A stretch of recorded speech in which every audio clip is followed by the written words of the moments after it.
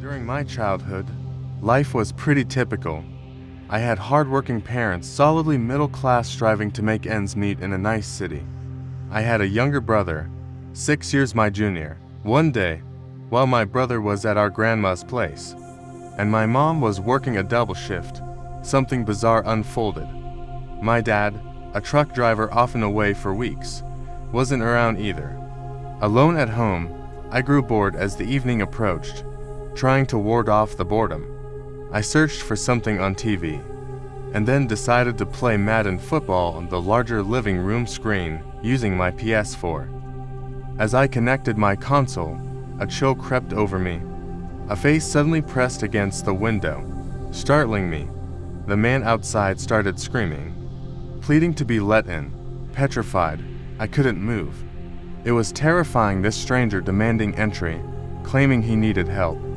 Just as panic took hold, my mom's car pulled into the driveway. Relief swept over me, but fear gripped me too. What if the man tried to harm her?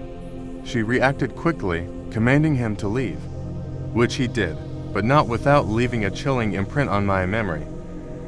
Later, we discovered he was our new neighbor across the foreclosed house. He never directly troubled us again, but his eerie behavior lingered. He'd smile and wave as I passed, lurking around when I got off the school bus. Strange conversations and self-inflicted actions only heightened our discomfort. His story to the police about a staged attack felt implausible. His appearance shifted from unharmed to bruised when they found him. I suspected he harmed himself to play the victim, a disturbing realization. Despite the lack of further incidents, his unsettling behavior persisted. He remained an unsettling presence, causing unease in our otherwise peaceful neighborhood. My dad particularly disliked him, and violence was unheard of in our area. The man's oddities and unsettling actions made us cautious, keeping a distance to ensure our safety. Seeing someone fabricate their injuries was unsettling, but it highlighted the stark reality that there are individuals capable of such disturbing acts. That experience left an indelible mark, reminding us to remain vigilant even in the most seemingly secure places.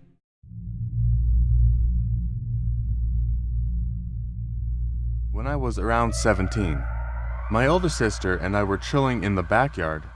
Our mom was probably upstairs, doing her usual tasks, while our dad was out probably working. I was on my phone, swiping through TikTok, lounging on the trampoline.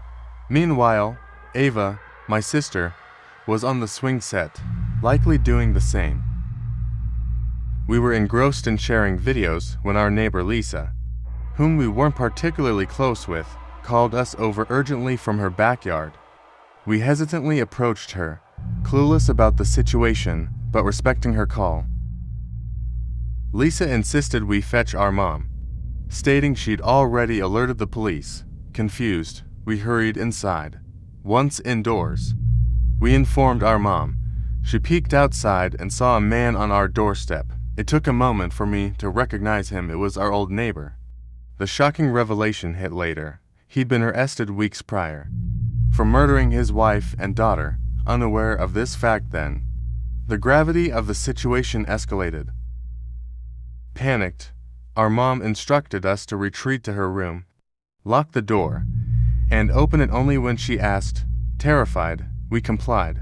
My sister was in tears, and I did my best to console her. We sensed the danger, amplified by our mom's distress. After a few tense moments, our mom's scream pierced the air, followed by the sound of shattering glass.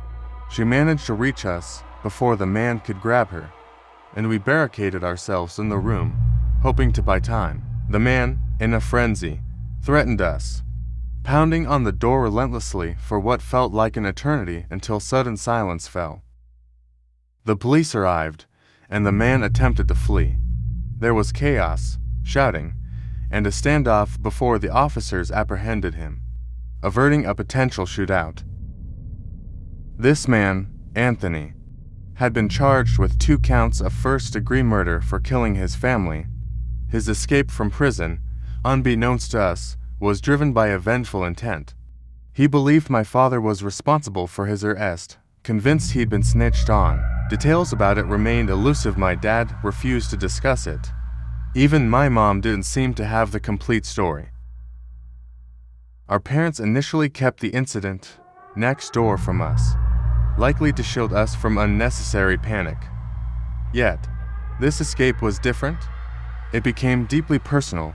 Despite his return to prison, the fear lingered. We hoped the authorities had him under control this time.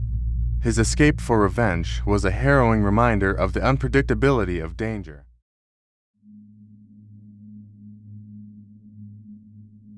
My boyfriend and I once rented a small house, our first place together.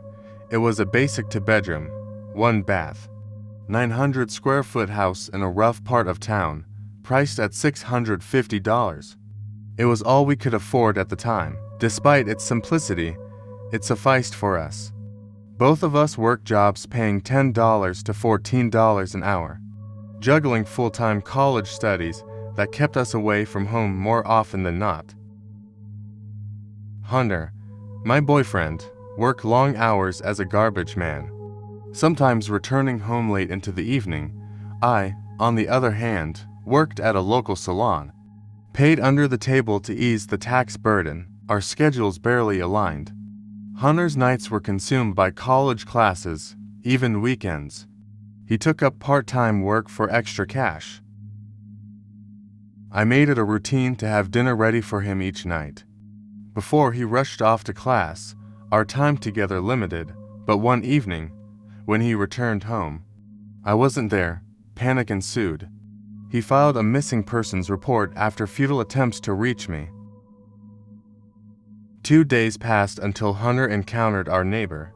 Something about the encounter raised suspicions. Hunter, desperate for answers, questioned him about my whereabouts, sensing odd behavior. He called the police, though without proof or consent to search. Their hands were tied. Hunter's intuition screamed danger. That night, when the neighbor left, Hunter entered his house, which was a hoarder's nightmare. Searching frantically, he yelled for me until I managed to respond, duct tape covering my mouth, a victim of unspeakable acts for days. Hunter rescued me, and we called the authorities, altering the story to protect him from legal trouble. What followed the kidnapping and assault remains a haunting memory. The man had broken in while Hunter was away, leaving me unconscious and dragging me next door unnoticed. It's a harrowing reality, a nightmare that every woman fears. His creepy stares had seemed strange, but none of us anticipated the horror it would lead to. The experience remains etched in my memory, an enduring reminder of unimaginable terror.